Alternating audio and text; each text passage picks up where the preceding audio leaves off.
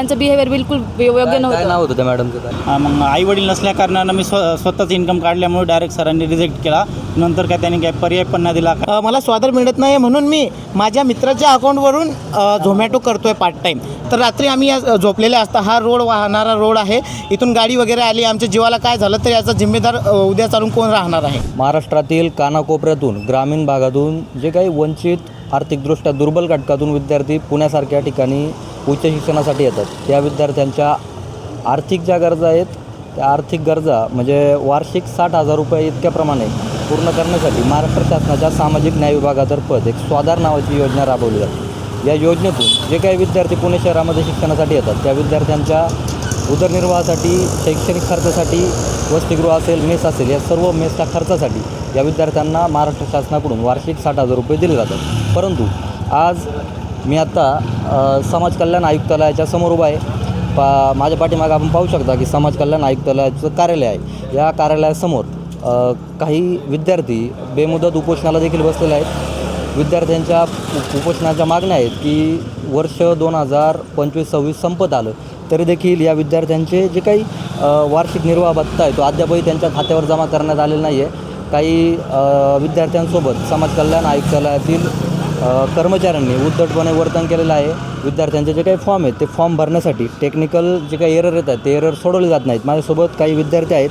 नक्की समस्या काय आहेत आणि नक्की काय या विद्यार्थ्यांच्या मागण्या आहेत आपण जाणून घेऊयात. राजरत्न, नक्की काय प्रमुख मागण्या आहेत?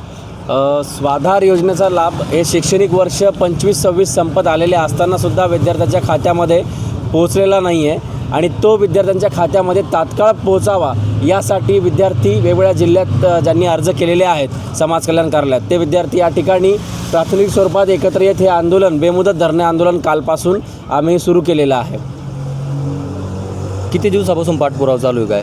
या संदर्भात लेखी निवेदनाद्वारे पाठपुरावा तर मागच्या 6 महिन्यापासून आणि सोबतच काही मागण्या आहेत ज्या धोरणात्मक त्या तर मागच्या 2 वर्षापासून शासन दरबारी अर्ज विनंत्या चालूच आहेत. परंतु आता कुठेतरी बस झाली अर्ज विनंती, स्वाधार पाहिजे खात्यावरती, असं एक मनाशी ठाण मांडून आम्ही विद्यार्थी या ठिकाणी बसलो.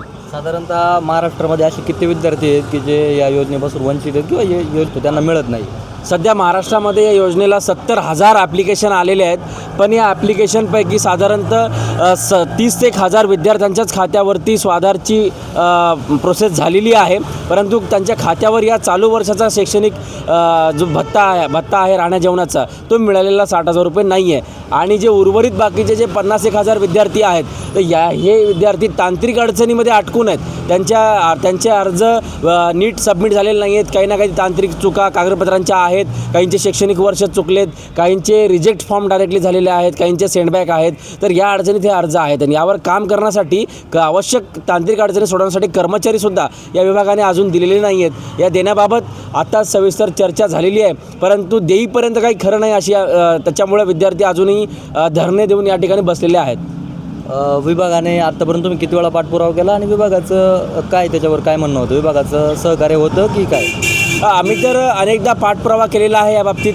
म्हणजे महिन्यातून आम्ही तर 2-3 वेळा जातोच आयुक्तांना भेटायला. तर नेहमी सकारात्मक प्रतिसाद आहे परंतु हा प्रतिसाद विद्यार्थ्यांच्या खात्यापर्यंत पोहोचत नाही, ही खेदाची बाब आहे.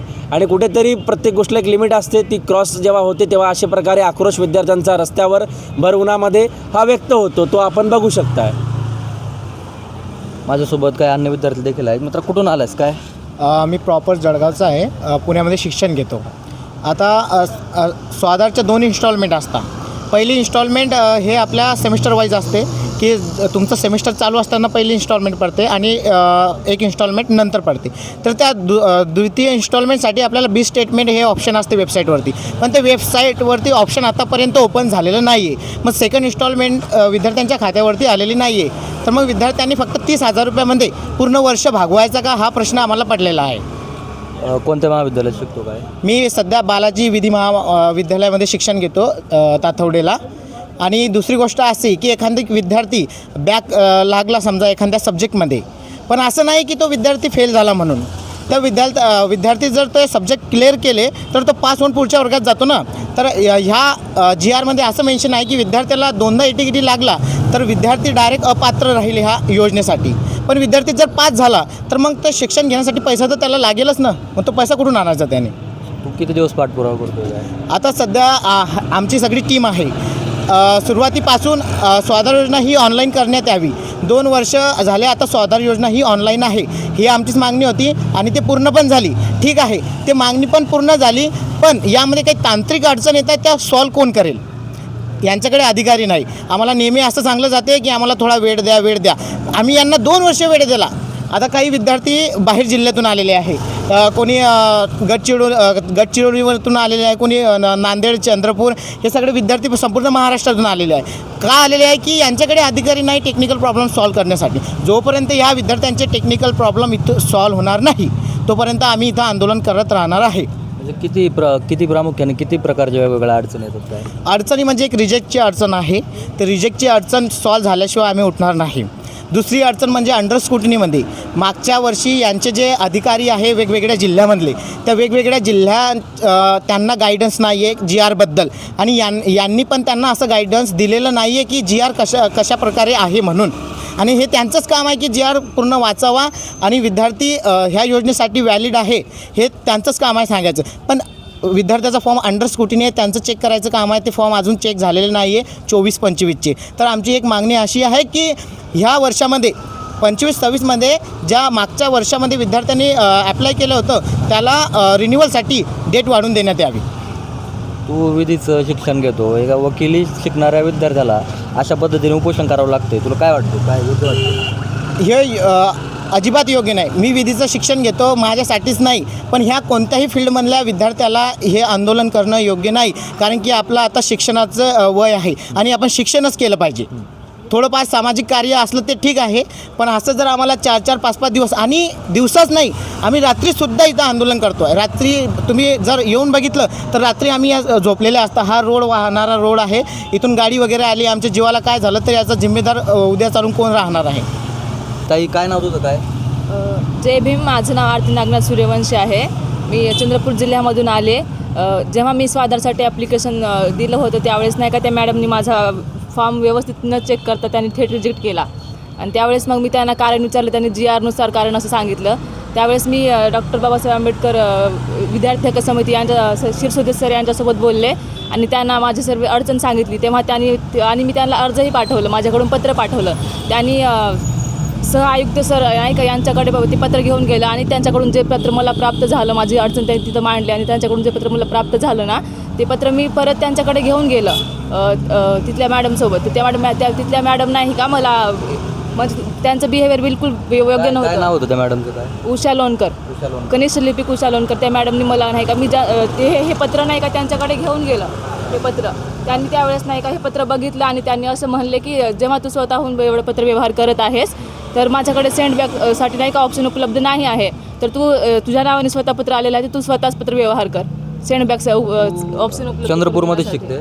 मी चंद्रपूरमध्ये शिकते, सरदार पटेल महाविद्यालय इथे. म्हणजे आता तू पुण्यामध्ये या उपोषणासाठी आलेला आहे? आम्ही इथे आले आहे यासाठी. किती दिवसापासून उपोषण चालू आहे? 2 दिवस झाले. 2 दिवसापासून. प्रशासन बिल्डिंग समोरच आहे, प्रशासन सहकार्य करतं आहे किंवा प्रशासन तुमची मागण्या वगैरे काही सकारात्मक आहे तुमच्या मागण्यांबद्दल? हो, सकारात्मक आहे, कळवलं आहे. सर, मी परभणी जिल्ह्यातून आलेलो आहे. तर माझं शिक्षण MEW फर्स्ट इयरला आहे. मी अर्ज रिअप्लाय केला होता आपलं स्वाधार समाज कल्याण ऑफिसला, तर त्यांनी मला रिजेक्ट डायरेक्ट ऑप्शन दर्शवला. म्हणजे मी स्वतःचं इन्कम काढलं, आईवडील नाहीत मला. मग आईवडील नसल्याकारणानं मी स्वतःचं इन्कम काढल्यामुळे डायरेक्ट सरांनी रिजेक्ट केला. नंतर काय त्यांनी काय पर्याय पण नाही दिला, काय नाही. मग नंतर सोशल मीडियाद्वारे सरांची परिचय झाला. विद्यार्थी हक्क समिती. म्हणजे तू अनाथ आहेस, आई वडील नाही आहेत, उदरनिर्वाहाचं दुसरं कोणतं साधन नाही, आणि तू तुझं स्वतः काय काम करतो? तू स्वतः मी सर असंच रोजंदा मजुरी करतो. अच्छा, तू मजुरी करतो? कसं बसा खर्च भागवतो मी. तू मजुरी करतो, आई वडील नाही, तू अनाथ आहेत, आणि स्वाधार योजनेला अर्ज केल्यानंतर काय अधिकाऱ्यांचं काय उत्तर होतं? अधिकाऱ्यांचं उत्तर होतं ते म्हणत होते तू स्वतः कमवता आहे, त्यामुळे तुझा फॉर्म आम्ही रिजेक्ट केला. म्हणजे तू दुसऱ्याच्या शेतामध्ये रोजंदारीने काम करतो, हो, म्हणजे मजुरी करतो, आणि ज्यावेळेस दैनंदिन गरजा जे भागवण्यासाठी शैक्षणिक गरजा जे म्हणजे माझं कॉलेजचं नाव काय? माझं स्वामी रामानंद तीर्थ मराठवाडा विद्यापीठ नांदेड उपपरिसर केंद्र परभणी या उपकेंद्रातून आलेलो आहे इथपर्यंत. पुण्यात कशासाठी आलेला आहे तू? काय माझं अर्ज म्हणजे रिजेक्ट जो अर्ज आहे तो ॲप्रुव्हल व्हावा या हेतूने आलेलो. किती दिवसापासून उपोषण चालू? मी 2 दिवस झालं आहे आलो. हो मित्र, काय नाव? आदेश वागोदे कुठून आलास? जळगाववरून. जळगाववरून. काय काम करतो? इथं शिक्षण घेतो पुण्यामध्ये. पुण्यामध्ये शिक्षण घेतो. कोणत्या महाविद्यालयात? Saraswati Vande night college. Night कॉलेजला शिकतोस. आणि मग दिवसा काय करतो? दिवसा पण अभ्यास करतो. गाव कोणतं म्हटला? जळगाव. कौटुंबिक पार्श्वभूमी काय? काय? आईवडील काय करतात? आई वडील वारलेत. आईवडील नाहीत, अनाथ आहेत. म्हणजे तुम्ही दोघं अनाथ आहात आणि रोजंदारीने काम करता. म्हणजे काहीतरी व्यवसाय शिक्षण. या दोघी विद्यार्थ्यांचं असं आहे की त्यांचा शैक्षणिक खर्च समजा ते सर्व पूर्णपणे स्वाधारवरती अवलंबून राहण्यासाठी शिक्षण घेण्यासाठी पुण्यामध्ये आले होते, पण हा स्वाधार त्यांना मिळत नाही आहे. तर हा जो मुलगा आहे याची जानकारी आम्ही घेतली, तर याचं म्हणणं असं आहे की सर मला स्वाधार मिळत नाही म्हणून मी माझ्या मित्राच्या अकाउंटवरून झोमॅटो करतो आहे पार्ट टाईम. रात्री कॉलेजला जातो आणि सकाळी झोमॅटोला जातो. पण जी आरमध्ये अशी अट आहे की विद्यार्थी कुठेही व्यवसाय अथवा नोकरी करत असला नसावा, पण विद्यार्थ्याला तेच काम करण्यासाठी भाग पाडताय. आता बघा ना तुम्ही, वेळेवरती जर सुविधा भेटली तर हा शिक्षण करेल, कॉलेज करेल, याला जॉब करण्याची गरज पडणार नाही. म्हणजे एकंदरीतच काही विद्यार्थी अनाथ आहेत. ती एक चंद्रपूरची देखील ताई होती, तिला देखील तिचा फॉर्म रिजेक्ट करण्यात आला. हे जे अनाथ 2 विद्यार्थी आहेत, एक विद्यार्थी रोजंदारीने काम करतो, दुसरा विद्यार्थी पुण्यामध्ये उदरनिर्वाह करण्यासाठी स्विगी किंवा झोमॅटोच्या माध्यमातून फूड डिलिव्हरीचं काम करतो. एकंदरीतच वेळेवर या विद्यार्थ्यांचा स्वाधारचा जो काही निधी आहे तो वेळेवर खात्यावर वर्ग न करण्यात आल्यामुळे किंवा त्यांच्या ज्या काही तांत्रिक अडचणी आहेत त्या न सुटल्यामुळे या विद्यार्थ्यांना असं रस्त्यावर संघर्ष करावा लागतो आहे. एकंदरीतच समाज कल्याण आयुक्तालयाला असेल किंवा सामाजिक न्याय विभागाला या विद्यार्थ्यांच्या या समस्या पाहून आता तरी पाझर फुटणार आहे का, हा सर्वात महत्त्वाचा प्रश्न या ठिकाणी उपस्थित होतो आहे. टाइम्स ऑफ महाराष्ट्रासाठी मी आदित्य, पुण्यावरून.